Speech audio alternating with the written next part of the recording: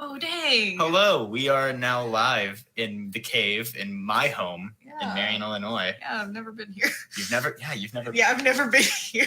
Which is a shame. I mean, I don't usually host many things in my house because I'm going to start doing that because now I have my own house. Yeah, that's right. I can do that. I got a couch this weekend. Guess. Well, first I'm going to say a few things. One, okay. I expect, this is the big picture, not on WVKC right now, but remember, WVKC is where you can listen to things. Yeah. My plan is I'm about to head back to Knox, so we'll be doing I'll be doing Radio Chef there because we'll get to what you're doing now. Yeah. And it's going to be weekly all the time. So hopefully I can do shows here as well, where I get to interview people like Grace or just, I think I've kind of set in what I think the big picture will be. It'll be like interviews, but also just have a guest to talk about whatever. Yeah. Like maybe a movie review once in a while or like whatever. Oh, hit me up for those animated movies, bro. Animated movies? Yeah. Dude, no joke. I'll break that down real hard. Yeah, and then maybe a monthly wrap-up show with whoever, and it'll be good. But this is the first try of being here at home. Yeah. So that's a thing. Okay. To start off with, an update from you. So, for anyone who doesn't know, Grace, how does that you like from the situation at Knox you having to leave to now? Yeah, so me and Matt are the ones who pioneered this. I was the second co-host, and then I was at Knox for a trimester, and then I came back for the next trimester, and I got through like a month, and then I had a lot of medical and mental problems. I went to the hospital for some heart issues, and my mental state was just going in the tank. So I left, which was the best and worst decision of my entire life. I came home, family relationships were rocky, and then like a couple weeks after that, I softly moved in with my boyfriend. It is the most like unceremonious moving out like I've ever seen. Like it just happened. I just stopped coming home. There was a time where I just didn't come home for a whole month. I just didn't sleep in my own room. And now we have a house together. It's my Nana's old house, actually. So we live together, and we've been living in that house for like 4 months. Which is nice. I assume it's nice living with Ben. It is. It's nice having my own house. It's because like now I care about how my space looks, and like that's weird.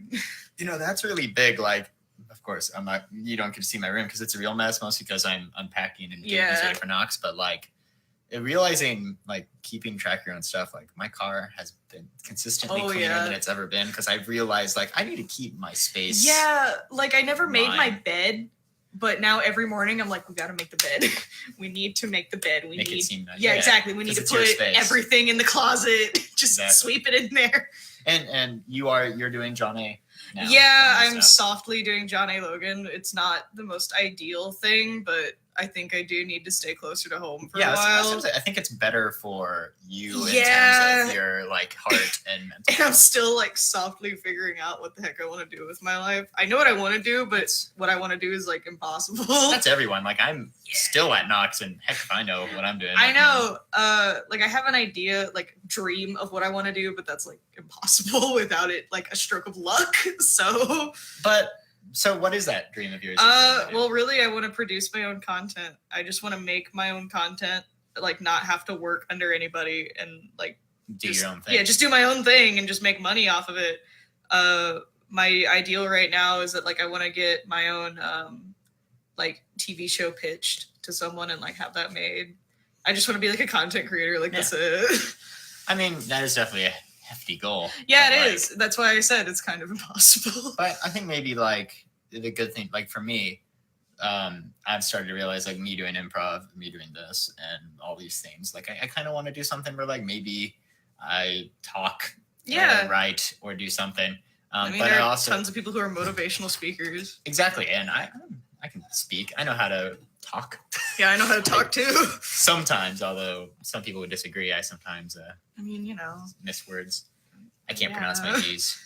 And saw and singing. So that's an issue. I would just have to write, if I were to do like motivational speaking, I'd have to write speeches where I don't have to use those. You need to just like take a couple theater classes and you'll get that. Like, I just need to like sit down and really try to, but it's also just really funny to people. Yeah. Like, it's just like, diction is made with the tip of the tongue and the teeth.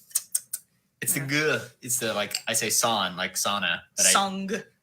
Right, but I don't think people say it like that. But it's like it's almost like a low, like you don't realize they're If saying it you're- like that, but they are. If you're public speaking or you're in a theater, you over enunciate. Song, Because you're trying to project to people in the back of the room, and you need to over enunciate so that they can hear that soft G, and the people in the front can hear you go guh, like you're Glinda from Wicked. It's guh, Linda with a guh. I just need to learn how to do that, and it's a thing. Yeah. But so yeah, like so I guess you could say my dream is to inspire and help people, inspire people by talking and entertaining, I suppose. But like I'm also kind of leaning towards psychology, or just it's also something my goal, or how I'm orientating my goal is, yes, I have that, but also I should get a degree that both helps that, but also leaves paths open to me. Yeah. My whole big deal is that I just want like a degree that like gets me a job, honestly. Which is why I'm like softly leaning away from theater, but I'm also like, maybe I could do theater, and then I'm like, maybe I shouldn't. You have a lot on your resume when it comes to theater. Well, yeah, but as I've seen from like my months of job searching, no one cares. No one cares about. No one cares. No one cares about me being a choral director. No one cares. They would care if I was in a theater space, but I'm not. Mm-hmm. A customer service position is not going to care that I have 500 hours of theater experience. It just doesn't matter. You just need to find a place that is like, we want that. I know, and it's hard. Yeah, and it might not be in Marion. It might be in like Carbondale. I've even applied to places in Carbondale and Carterville and everything. It's just the job market's hard. That's true. I mean, I got lucky because my mom was at like a business dinner. I know, right? So like, but not everyone has that, and it's just really hard, I feel. Yeah. Well, maybe I don't feel, but like in general, really difficult thing. It is. So yeah, we hadn't, funnily enough, over the summer, we hadn't like talked that much. Nope. I attribute a lot of that to being tired. I was kind of taking the summer to figure things out, I suppose. Yeah. And you were clearly figuring things out as well. I was moving. You were moving essentially. Yeah. So, we got back in touch. We ate at Don Sol. Oh yeah. A good place here in good old Southern Illinois. I like Mexican food. Exactly. And we were like, why? We were like, we should do this. Yeah. Because I have the setup now, and I want to be like, hey, this will be a weekly thing. Yeah. And this will be on YouTube one day. Oh wow. Soon-ish. I have a YouTube channel. I'm trying to get that started. I got a lot of like, as soon as I came home, I got like a lot of like internet stuff. I have my own website. Like everything. I just try to get it all together. I'm streaming with a solid 7 followers. I'd like to start streaming, but my house has no internet. Yeah, my internet. Fantastic. Fantastic internet. Yeah, my house has no internet. Like literally, we just don't have internet at my house. I've been living off of like the unlimited data from my phone, and that's it. And that's it. Yeah, and sometimes Morgan brings her mobile hotspot, and that's it. But I haven't streamed in forever. Yeah. Well, I mean, I feel like streaming. That's a bit of a side tangent, but I guess you can go down it. Like you have YouTube, just like the actual videos, but streaming's become such a big thing. I know, and now you can stream on YouTube, which I've thought about doing. Yeah. My mom's watching. Oh. There's my mom. I've thought about streaming on YouTube. I stream on Picardo right now, which is mostly like an art streaming thing, but I got a lot of problems with Picardo. So I think I'm gonna try YouTube streaming, because I know YouTube archives your streams. And I'm like, I like that. Because I know livestream.com is like down the toilet. That is a piece of garbage now. I don't care for Twitch. Really? Because I use Twitch. Twitch is more for gaming. That makes sense. And you got to make a bunch of like bumpers to it. And I'm just like, I don't know. I don't really want to make all that. And also, it's like guidelines are like weird, and like they don't follow their guidelines all the time. So it's like, yeah, that's true enough. Yeah. I've been using streaming as practice for this. Yeah. Thing right here. Yeah. So yeah, I mean, so we're each trying to do our own thing. Mm-hmm. I'd like to, depending, incorporate some of both of our things. Where like, I was saying like, hey, like, how has it been trying to like do art for people online? It's been okay. I almost got a job from a dude at a pawn shop in Carbondale, but I had to cancel that job because the dude did not Pawn Star stuff. He wanted a full like Pawn Stars illustration, and then he wanted a Facebook header and an icon for like 3 video games and a Guitar Hero guitar, which probably retailed at around $100, and I would be asking close to like 300 for all that, but he didn't understand the value of digital art because he didn't understand that like I was drawing the whole thing like by myself. He just thought it was a lot of copy paste. Yeah, he didn't. He just thought it was like photo manipulation. So Which, if that's what you want, get a photo. Yeah, person, like not just an art person. get someone else. And well, it was funny. Or you should have made it clear that that's what he wanted. It was funny too because like we looked at my website together, and he looked at my digital drawings, and he still just like was not valuing the time that I put into digital art. So I just said, dude, what you're asking for, I want like $300, and I want half of it up front, and I know you're not going to give me that. So I'm out, which sucked real hard. From what I understand, like artists in general on the internet get screwed over a lot. Oh, all the time. I've heard all sorts of stories from like YouTubers. Oh, it's bad. Like you see like fandom artists and they'll be like, hey, here's my commission sheet, $15 for a sketch. And I'm like, oh my Lord. Because when you factor out like $15 for a sketch and like $25 for line art and like $40 for a whole piece, that's under minimum wage for an hour of work. And that's, you're putting forth a lot of effort. You are, because people don't value art. They don't understand that art is a luxury, like at all. They don't get it. And I think part of it is thinking like, you enjoy drawing, don't you? Yeah, I do. But it's like you also aren't necessarily drawing something that maybe you might like the project, but you're also not drawing it for you. You're drawing it for someone else. Yeah. I mean, there have been some commissions I've gotten where I'm like, yeah, I really like what I'm doing here. But there's just others that I'm like, I don't care. Yeah, it's like, you don't like and I don't mean to be like that, but it's just like I would rather be drawing something else, but I'm getting paid to do this, so I gotta do it just like any other job. I think that's just true though. So like let's say for anything else, like you're an engineer, you really like tinkering with things. Yeah. So as soon as someone else asks you to work on something of theirs, you're kind of like, I would like to be paid. I mean, I enjoy what I'm doing, but I'm not doing it for myself. No, I even like when my friends ask me to like draw them stuff, I've gotten to the point where like, nope, you gotta pay me. You need to pay me. That's why when I was propositioning you doing like a Facebook banner / like thumbnail for future videos, I was definitely like, no, I'd want to pay you. Yeah, because like I've just gotten to the point in my life where like I can very rarely give out gifts and like do stuff for free. So like if you want, because then it becomes like a draw me this. Yeah, exactly. Well, it's not like I haven't heard a million times. Can you draw me? Can you draw me this? And it's like, no. No, I can't. I won't do that for free. I will not. I will continue drawing my own things. I think it's just overestimating, like, or maybe not overestimating, just going like, it's, it's a really good example. Like comedians. Like when people go, do something funny. Say something funny. It's like, I don't know. I don't know. Like, you pay me and give me a show and I'll do something funny. But like, you can't just put me on the spot or be like, hey, can you do this? And it's like my art style is like really like Western animation style, so it's like I know what I'm drawing. You probably don't want that, but you're still asking me to draw it. Yeah. And I'm very shocked about that, but okay. Yeah, it's like I feel like online wise, business wise, they probably just want very simple, like the banner. Yeah. Or which is fine. Like they want like anime. Yeah. Because that's a lot of the internet. I hate it when people are like, you draw cartoons. It's like, I guess, but like I don't like calling it that. I personally don't like calling it that. Because cartoons, I think cartoons imply animation, right? And they imply toon, television. The thing is that every time someone says, do you draw cartoons?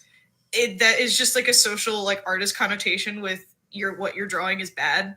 Because people value an artist that can draw photorealism like a lot more than someone who can draw a caricature, and it's like I can't do that. And also I don't want to do that. I don't want to draw photorealism. Do you think that's a symptom of like, because my thought process, maybe that's a symptom of like the older people involved in art who are sort of like, Yeah, that's lame young people crap. Like, Yeah, it's the stigma of like cartoons are for babies. It's like yeah. actually they're not, especially with the current culture of cartoons. They're not. And when it comes to animation, like, because I perused the internet and I've I've learned a few things. You know, it's not like professionals, like people on the internet talking about it, but like a simple style. Yeah, in animation works really, really well. It does. Well, because what you're doing is that every time you build like an animation rig, you have to keep using that rig over and over again. So if you have an overly complicated design, guess what? You have to draw that like thousands and thousands of times. And it's going to get painful because you have to sketch it, ink it, color it, shade it. Every single frame. And every single frame. If you're doing frame by frame, if you're doing puppet, like if you're doing the like Flash puppet where you have tweening and you have like the shapes. Or even like the 3-dimensional. Yeah, but that's still hard because you have to micromanage everything. You know, like if you like, so you're animating a Final Fantasy character that has like 20 belts on them. You have to micromanage where the belts are going. To be like, is that belt still? Yeah, exactly. Is that belt still around his hip the right way? Is that belt still doing this correctly? It's like, there's so much to micromanage. So like every time you want to design a character for animation, you can always design an overly complicated thing, and then you need to look at that and go, all right, how can I simplify that? Yeah, that's why anime had such a hard time, I feel like. Because like anime, that's why in Western animation, you don't really see a lot of people just standing still, mouth moving. You see that more in anime, I feel, because they're so complex. Well, the thing with anime is that you have mangakas and then you have the anime animators. They are overworked as all get out. Like they literally both. Well, because mangakas, it depends. Because you have mangakas, which are like the individuals writing the story. Well, they have to write it and draw it, and they have such little time to draw a 30-page graphic novel that's insane. But they're overworked and they're underpaid. They at least get, like the mangaka at least get the recognition, like you're this person who makes this story. But then the animators are like, and they're also super overworked. And there's some animation studios that like really care. Like I know Trigger does really good frame by frame stuff. Some of their content is suggestive, so just putting that out there. But even I've noticed that like anime more today is getting more simplified styles. Like one of my favorite newer animes is Osamatsu-san. That is animated in a Western cartoon style. Like it's based off of like an old like 1980s black and white anime, but it's super cartoony and stretchy, so it's like really fun to just mess with. Because like that's the value of cartooning. The value of cartooning is that you're taking something and you're exaggerating it and you're stretching it to like make it seem more impactful. Yeah. You saying that, I was thinking like I was gonna point out My Hero Academia, fairly simple. I mean, they're cool, but fairly like it's still complex. It's My Hero Academia, which is my lanyard, by the way. Which, by the way, are you caught up?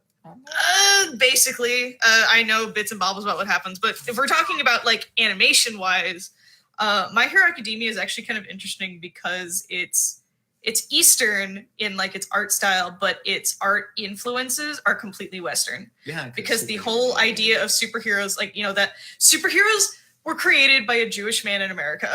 Okay, like Jack Kirby really like put the nail on the head.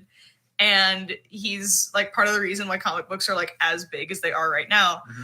And like All Might himself is I know that like when he's in Japan before he goes to America to study, he looks completely Eastern. And then he goes to America to do some independent study and he gets the hard black shading of a Western comic. Yeah. And like that's awesome. And I also know a fun fact that it takes 2 whole pencil leads for the artist to draw All Might's face. Because of how like heavy shaded his face is. That's if anyone wishes to. Yeah, it's just like All Might. It's just it's just all that black in there is nuts. It's crazy. Yeah. No, so in that, 2 questions sort of popped in my head with that. I love answering. I was trying to think. Gosh, what were they? One of them was involving. Well, one of them was just a statement. Okay. Turns out yesterday, Adventure Time ended. Mm-hmm. That was going to be an example of mine for really simple animation going around. Yes, Adventure Time has ended. A lot of the monolithic cartoons are ending. Like regular show ended a while ago. Regular show ended a while ago. think Steven years Universe ago. is ending. Really? Yeah, Steven Universe is getting like a movie and then it's ending, and I'm like, thank God, actually. Yeah. And then My Little Pony has one more season and then it's over. The monolithic My Little Pony Friendship is Magic has one That's more great. season and then it's over.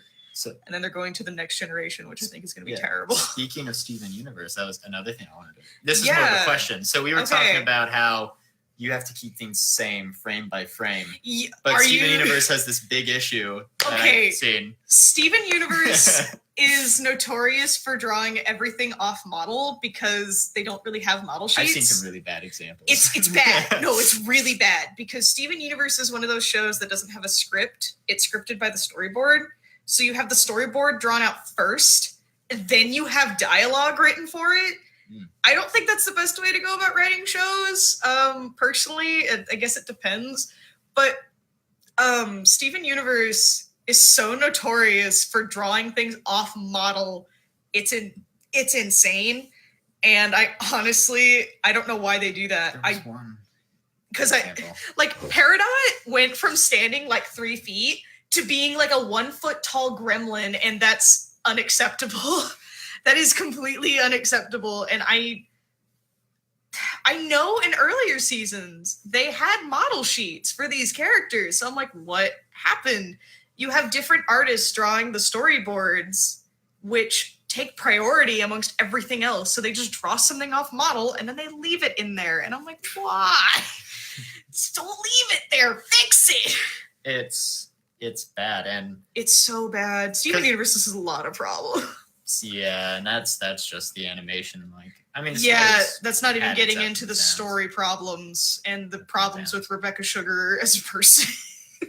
I mean, we don't have to get into No, it we too much. don't. We really don't need to because that gets Um, into garbage political topics, and I'm not about that.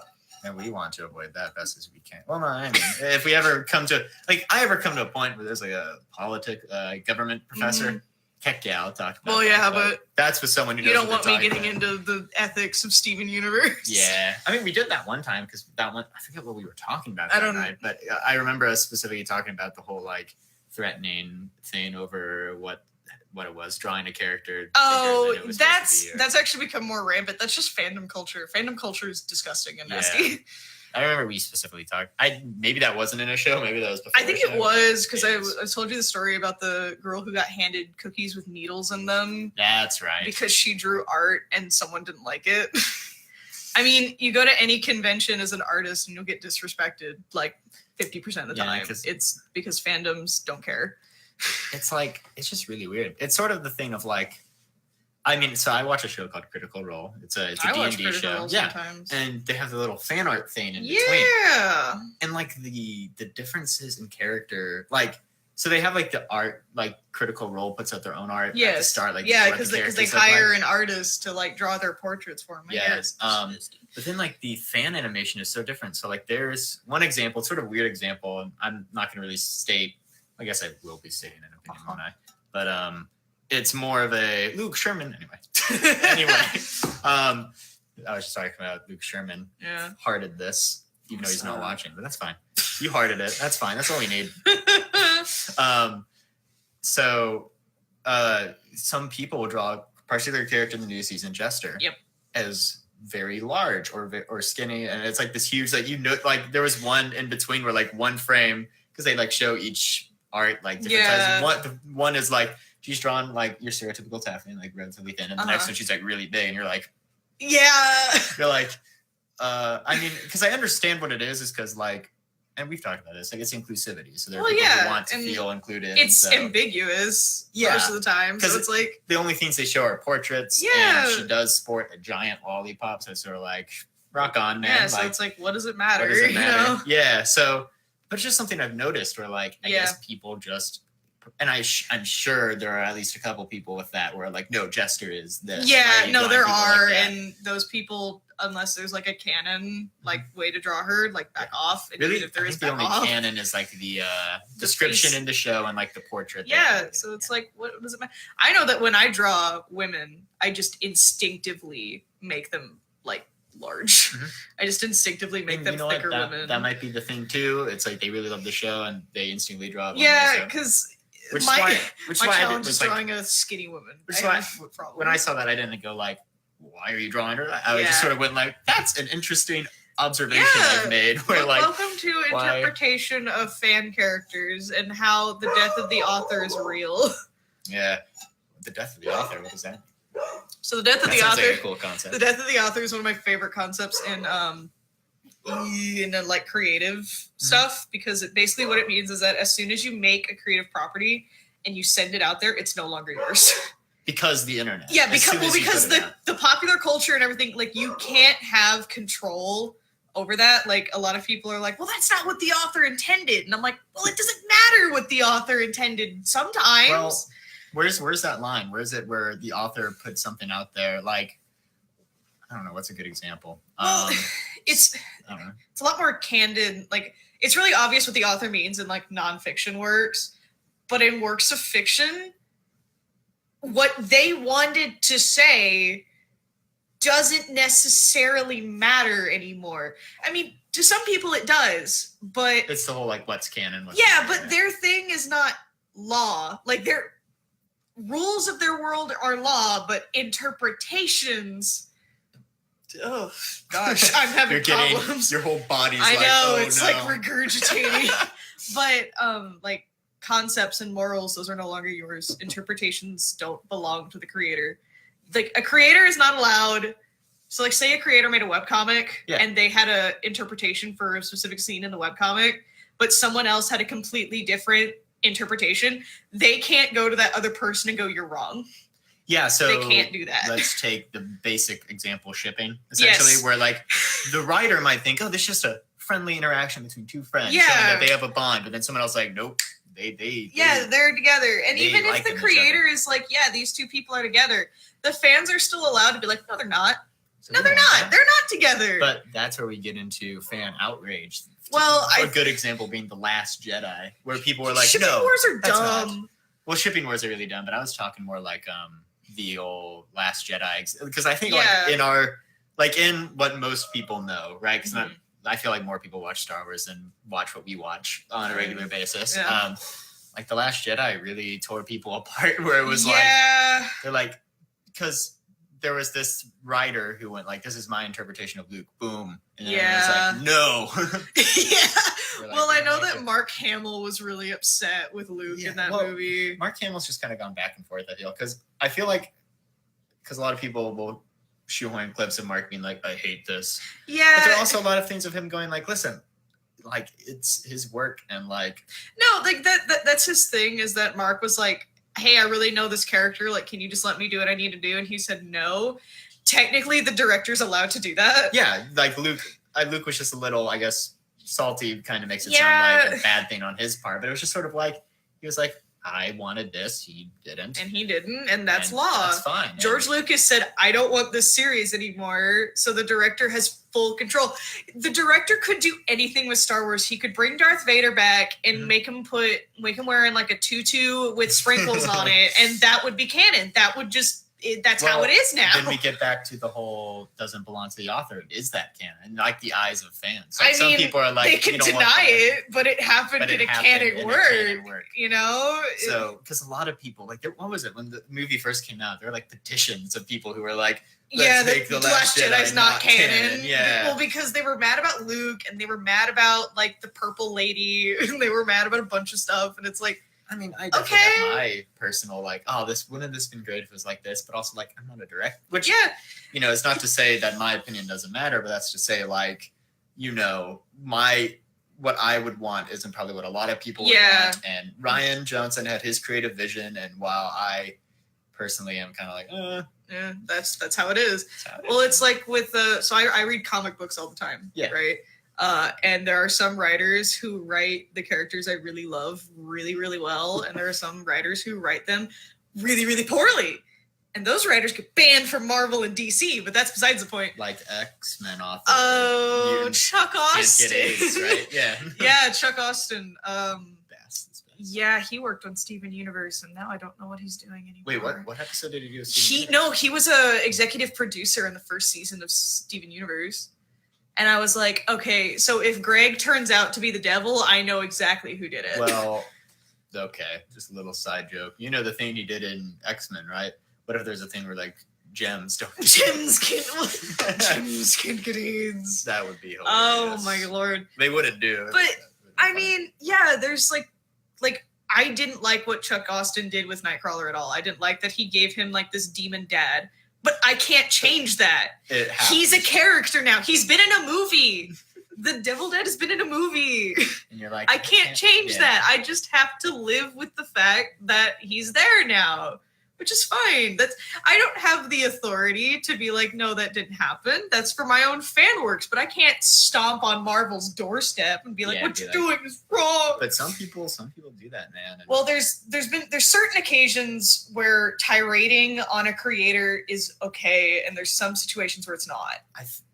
I feel like, is that like, I guess it's a difference between criticism and... Yeah, it's a difference between criticism and like morally wrong. Yeah, morally wrong. Well, because like Hydra Cap was morally wrong and disgusting. Oh, that was when... Yeah, that was when they were like, oh yeah, Captain America's been a Hydra agent this whole time. And everyone was like, that's... Yeah, and I was like, you can't do that. Captain America was created by a Jewish man, and the first issue of Captain America has him punching Hitler in the face. It is sort of... I feel like you can't do that. That's be shocking, and it's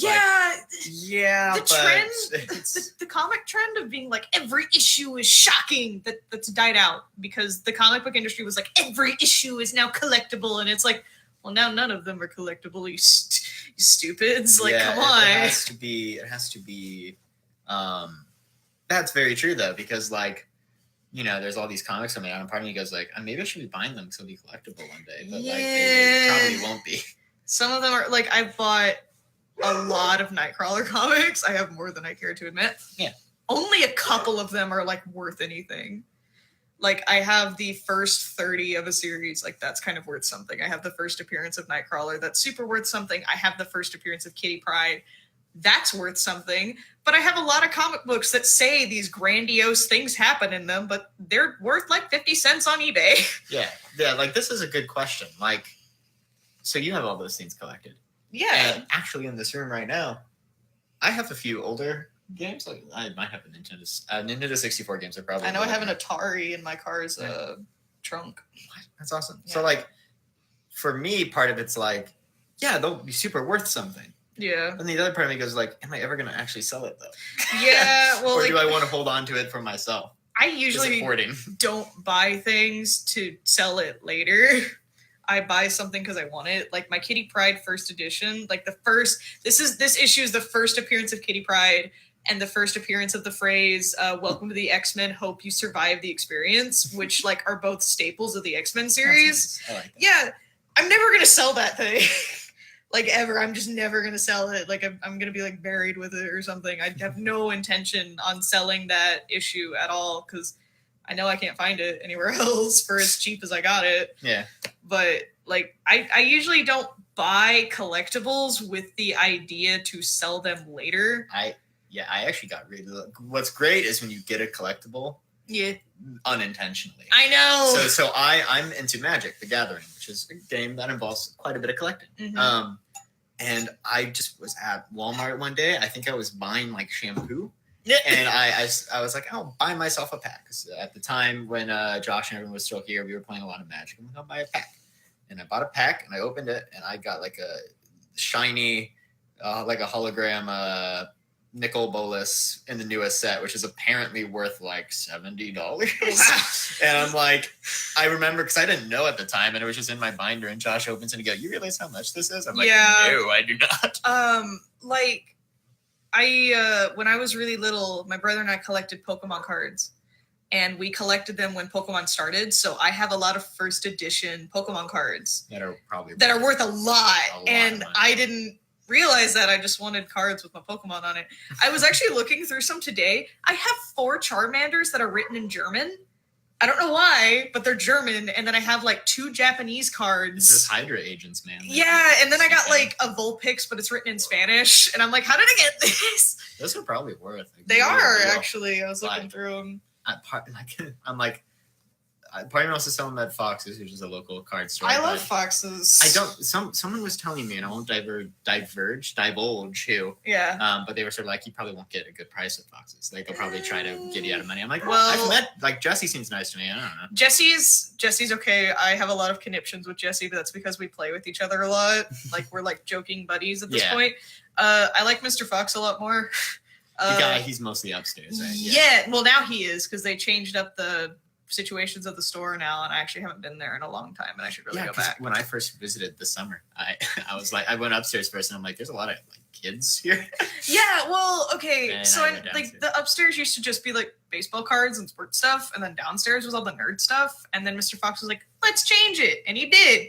So now upstairs is comic books, and downstairs is gaming. Especially but because also still baseball cards. Yeah, like a little bit, but baseball cards don't sell like at all. I feel like I don't know. There was this church magic thing we were doing. Yes. And while we were there, Coach Dixon, who's a wonderful human being, and he works I believe he still works at Aldersgate. He also substitute teaches, I believe. Oh. Nervellas has come. Just my little blizzard, like this person's playing now in the corner. They came up. And yeah, so he went with someone to buy magic cards, but he was going to buy baseball cards. It's really funny. It's like, oh, yeah, sweet. I should go back there and be like, hey. Yeah, I mean, it's a real nice place, and people there are fairly nice. Like, and I've learned a lot about the rules of magic and stuff. Yeah, I learn a lot about magic because I live with someone who plays magic a lot. But like, that's it. Ben? Does Ben no, well, he used to. No, we have another roommate. The guy. We won't say anything. Yeah. We just have another roommate that we live with sometimes. But with that, gosh, I don't even know. Okay, what other questions would I maybe have? Ask me stuff about art and animation. Austin Dixon is apparently a youth minister now. Oh, wow. That's cool. He's made it in life, man. Oh, wow. Wow, that's really nice. So. With that, I'm drinking this Yeti cup so hard because like my voice was destroyed a couple days ago. Yeti cup. It's got Calvin on it, actually. Yeah. My dad drew that. Well, really? Yeah, he did. He drew it with like marker, and then my mom made it into stickers. He drew it on a shirt, and then my mom made it into stickers and got me a Yeti cup with it on it. Is that a biological dad or other dad? Yeah, no, but Douglas can't draw. Douglas can't draw with garbage. I was asking, so I'm like, is that biological dad or other dad? No, Douglas can't draw. Okay. Okay, so with that, we'll be doing shows at home a lot more. Yeah, I know. I have the mic here. We have a Logitech camera. It's not the nicest camera, but it's actually fairly nice. Like I have to say, like my beard's looking good in this video. Because in person, it's a little more scraggly looking. But I guess since the camera, my little neck lump right here is looking perfect. Well, wait till I get like a high definition camera. I know. You're really gonna see the sallowness of my eyes because I don't sleep at night. Man, I mean, it's just sort of like Cassiopo's Lauren here. Cassiopo. Oh my lord! Please tell me you didn't just like come in and then leave. I hope you're still watching. We love you, by the way. Like, you know what, Lauren Cassiopo. I tried to come see her a couple days ago. Really? She wasn't there.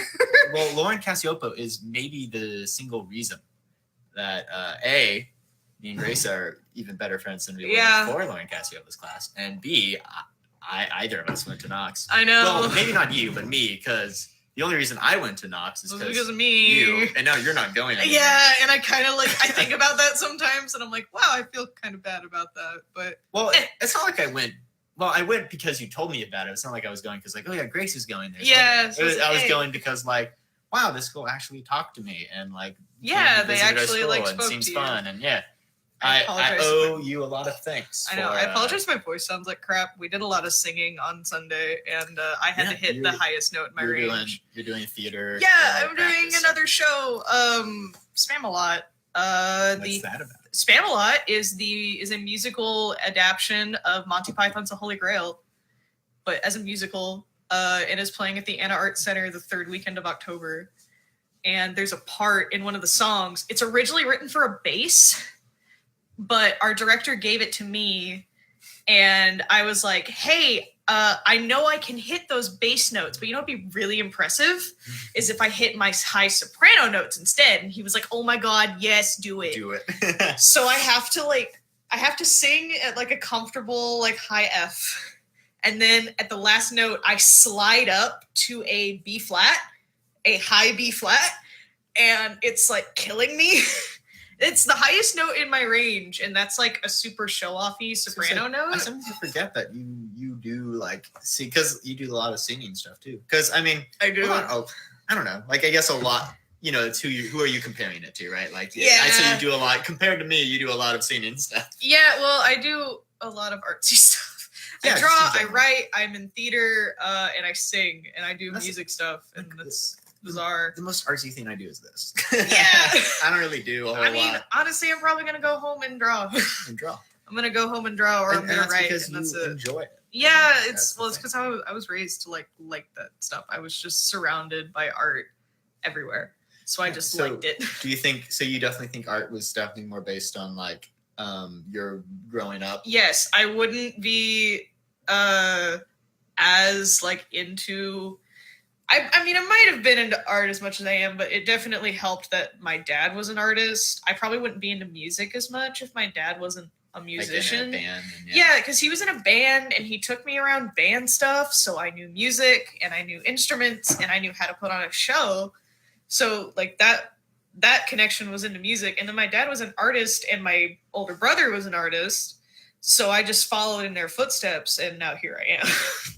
Now here I am, a struggling artist with trying to make tips. Which, by the way, yes, if you're willing to pay, to shill out that money. Yeah, Grace will draw you something. I will. I have a Ko-Fi page, which is KO-FI. I really don't mean for this to be like a commercial to like pay me money, but hear me out. Hear me out. I have a Ko-Fi page, and Ko-Fi is really cool because you can tip artists $3 at a time. And actually, I went to the high school and I helped out in the art department for like a day. And one kid donated $15 to me. And I was like, hey, but I got a deal going on that if you like pitch me some money, I'll draw you something in return. Like if you give me like one coffee, which is $3, I'll give you like a little quick sketch. And if you give me like 6, I'll give you like a cleaner sketch, stuff like that. And is that like per what they want, or just you'll give them something? No, like if you show me I have it written on my Ko-Fi page, but the deal is if you show me that you paid, then I'll be like, hey, what do you want me to doodle for you? And I'll doodle you up something and then send that off as like a thank you for donating. And I love your money. It's amazing. I need it to get food. And you know what? Even if it like you see Grace Rueter's art stand, like, I don't really like that. Still go to Ko-Fi. Like if you're ever like, you know what? I really want this drawn. Like maybe you want. You can always also just like contact me personally and be like, hey, I got this thing I want you to draw, and then I'll draw it. You don't even need to go through Ko-Fi. Yeah. Because I have a website that has a gallery of my stuff on it. I need to update it a little bit, but it's got like some of my best works on it. And then it has like a tip me on Ko-Fi link and an email me link and all that deliciousness. I mean, honestly, so like for example, yes, I have a D&D campaign at Knox right now. Yeah. I really enjoy it. I think the other people are enjoying it too. That's it's always hard to know for sure. Oh yeah. And I was definitely thinking like, hey, if it continues to go as well as it is, I would definitely ask you to like draw the characters or something, because like, but it has to be like I have to know that they're really enjoying it. Yeah, I've been drawing my own D&D character a lot. Yeah. And then I'm trying to work on my own campaign right now, but because D&D's a fun. D&D's fun because I just get to like make something, and I like making things. Yes. I like making things, and I like my current D&D character that I have floating around. He's my favorite. And it's gonna sound. I don't know what this sounds like, but like I've been making a decent amount of money this summer, and so part of me is like, yo, Grace is a great artist. You've already drawn me one thing, technically speaking. It was a picture of me as a goat man. Because you look like a goat. Well, listen, man. Because you look like a goat sometimes. Back when I just had the chin. Yeah. I really looked like you Tum look more Ness like from a Narnia. Now I just apparently look like the "Can I get you lemons" guy from the Vine. Oh yeah. I've been told so many times. When life gives you lemons. I've had strangers. there have been strangers who've had the nerve to walk up to me and go, "Whoa, you look like the Life Gives You Lemons guy." I'm like, So That's I what I know wanted to another hear today. story about the dude who says when life gives you lemons. Yeah. When he went off to college, his mom got a cardboard cutout made of him, and she like carried this cardboard cutout around. She took him to like dinner and everything, and I think that's funny. There's a Vine party at Knox, and I swear, I forget it was I think Hannah maybe was just like, you should totally go buy a bunch of lemons and be like, when life gives you. I was really tempted to just like, why not? I'll just embrace it. But then I just get a life box. Maybe next year. I think I was doing something that night. Just get a life box. Put lemons in it. Put lemons in it. Yeah. I'm always the Vine of the guy who does the flip in the wheelchair and goes, I have crippling depression. I've also That's me. Which, by the way, later this evening, I will be going to Marion High School to help with marching band stuff. Oh, it's like at 6 or whatever. I also don't care if I'm late because I'm not an employee. Yeah, exactly. It doesn't matter. Yeah. But I was on the field helping out because like none of the staff were there. And Mr. Graham just goes like, "Yo, Matt with the Amish beard out there," and part of me was like, "Yo, thanks for pointing me out," but also second, it doesn't really look like an Amish. Yeah, beard. It doesn't. Amish beards are like thick and they're longer. He's down here. Yeah, that's like Josh Williams level. A little bit. Though Mr. Graham may be one of the funniest people on this earth. He's also one of the most concerning, but also the most joy. He's a lot of things. Possibly. Because like, what was it? It was like Josh Williams was there, and he had recently shaved. Oh, really? And Mr. Graham was pushing something, and we were talking, and he looked at Josh and goes, "Whoa, you shaved!" And just the way he said this next thing was like, "You look like a baby." Just the way he said it was hilarious, and we were like, Josh Williams like almost died. You look like a fetus. You look like a baby. You look like a baby. Exactly. Yeah. Oh my goodness. Oh Lord. No.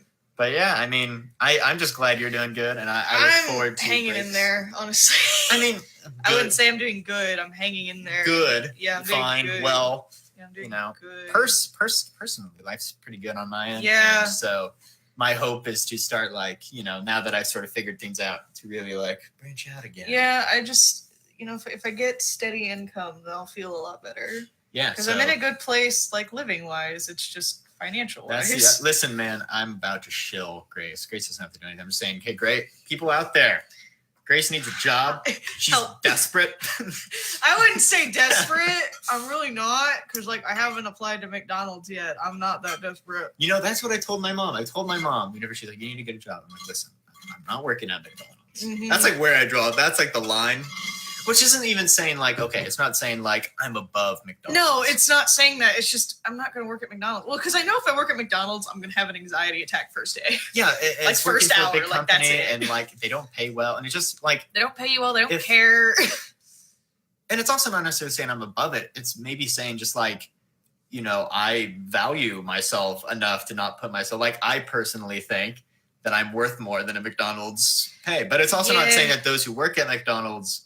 I personally think it's not a jab at the employees of McDonald's. It's a jab at the company. It's a jab at the company, yeah. Because the people working there more than likely deserve more than capitalism is bad. That's a whole political concept, I suppose. The UN literally passed a resolution that says the only thing to save the world is to get rid of capitalism. Wait, really? Yeah. Wait, is that yes? They have like a paper. Details. Well, I don't have super big details because I just saw it while I was on my way to school, but. They have this paper floating around that says the only solution to save the world is to get rid of capitalism. And that's in the United Nations? Yes. And I'm like, oh my gosh. I don't know if I quite agree with that, but it's definitely a thing. I can get what they're saying. But I'm just like, wow, that's gutsy. I will have to look into that because that's funny. That's gutsy. That's gutsy to say. Yeah. I mean, even if you disagree, you're kind of like, whoa. Yeah, you're like, oh. The UN doing that. Wow. Man. I don't know. I read that and I was like, speak your mind, UN. Be more powerful. Come on. Yeah, come on, man. So yeah, I mean, of course, I have a wonderful job. You know what? Not actually. I was just going to say, we are sponsored by Colburn Power. We're actually not sponsored by Colburn Power, but I wish. But Colburn Power has been really kind to me. They're a generator company. So just look up Colburn Power if you want to buy a generator. Yeah. Just saying. Yeah. And so with that, and I think Grace deserves a job of some sort. I do. I mean, okay, I don't mean to be arrogant about it, but it's like, give me a chance at least. Yeah, that's been the biggest issue for you, right? Like you Yeah, apply and it's- they don't even give you Yeah, like because they're like, the well, chance. she's never worked before. So we don't even give you a chance. Yeah. Yeah. Well, because like you volunteered, you've done a lot of like behind the scenes I work have in over theater. 500 You have, like- hours of volunteer experience in the theater. See, And- that enough to me is like, yes. please. Yeah, I've even written down like I've led small groups of children from ages like 11 to 14. Right now in Spamalot, not only am I stage manager, but I'm also like 5 different parts in the show. So I'm making stuff, and then I have to memorize my own lines and get my own crap together. Which, by the way, every single part I have in Spamalot has a different voice, so I have to do a bunch of different voices, and it like sucks. You know what? That's why I should do theater stuff, theater I know, class stuff, so because you can do voice voices. stuff. Man, I feel like younger me was, I'm better at making characters than like a range of voices because I have a very. What was it? There was a really funny moment this summer. Okay, so Wyatt and Chris, 2 younger people, were on the phone with this one girl or whatever, and we were at Fazoli's or something, and I just I went out to my car to grab. I forget what I grabbed, and I came back in, and they were on the phone, and they were just like, apparently it was like high school stuff, and I was like, give the phone to me, do it, and say I was talking to Chris and say you're giving it to your grandma, and he said, okay, I'm giving you to my grandma now, and I just did like. And I just like ranted at her like, Oh yeah, don't you be talking to my grandchild. Yeah, I have to do a crotchety old woman voice, and the person who played her in the movie is a man, obviously doing a woman's voice. So it's like raspy Marge is what I'm doing. I can't even terrible. Do a Marge. I can't do a Marge. Dennis. I can't. How do you do? I can't get my throat to do that anymore. How do you do? And then I'm also the head knight who says knee. Oh, knee. So we are the knights who say knee. So I have to throw that out there, and then I'm Concord, and the voice for that is message for you, sir. You know what? I'm about to let loose something that's going to give me a lot of trouble with a lot of my friends here in Marion. I have not seen the Holy Grail from beginning to end. You need to get I've seen clips. I've seen a bunch of clips, but I've not seen it. That's a classic. It's a classic, man. And apparently my group of friends have watched it a ton. It just so happens that I'm never there. Yeah, I've watched it since I was a little kid. It's like I know that movie like the back of my hand, which I think is funny. Yeah. I mean, Monty Python's done a lot. Yeah, the group of Monty Python's done a lot. Do they still do stuff? I don't think so. I think a lot of them have actually died. I was gonna say because I feel Eric Idle still does stuff. Eric Idle actually wrote Spamalot. The funny thing about Spamalot is that Eric Idle wrote it, but the rest of Monty Python doesn't like Spamalot. Oh, really? And I really wish I knew why, because Spamalot does some different stuff than the Holy Grail, and I just like really want to know why. Well, so, yeah. Well, because like in Spamalot, there's the biggest twist in Spamalot is that Lancelot's gay. In the movie, he's not gay, but in the show, there's a whole song about him being gay. Like a whole musical number about him being gay. YMCA. He's gay. Oh, really? Yeah, no, that's how his song ends. He's gay. And then he goes, okay. And then at the end, there's a wedding between him and another man. And I'm like, I really hope Monty Python doesn't hate that part of it, because like that would It's possible they were just like, this isn't funny because they're like a comedic group, right? They are. Well, yeah, they're a sketch comedy, British comedy group. And if you really want to get a good grasp on it, just watch their TV show, The Flying Circus. Monty Python's Flying Circus is just a sketch comedy show, but it's Monty Python in its fullest. They're not confined by a plot.